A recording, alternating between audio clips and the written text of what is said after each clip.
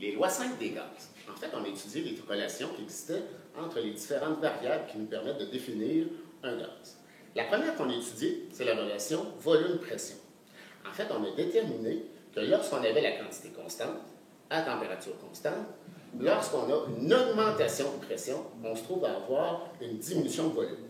On a donc déterminé que la relation entre le volume et la pression était une relation inversement proportionnelle.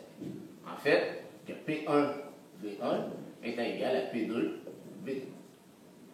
La deuxième, lorsqu'on maintient la pression constante pour une quantité constante, lorsqu'on augmente la température à un gaz, ici c'est plus dur de le remarquer, donc quantité constante, pression constante, si j'augmente la température, on s'aperçoit qu'il y a une augmentation du volume. On sait donc que la relation entre le volume et la température, mais la température en Kelvin, était une relation directement proportionnelle.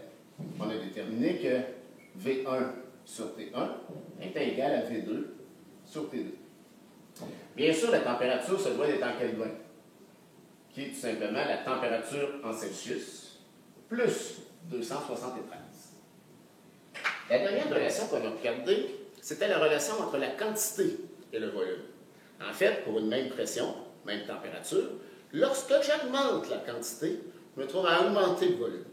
On a déterminé que la relation était tout simplement entre le volume et la quantité, une relation directement proportionnelle, qui nous donnait que V1 sur N1 est égal à V2 sur N2.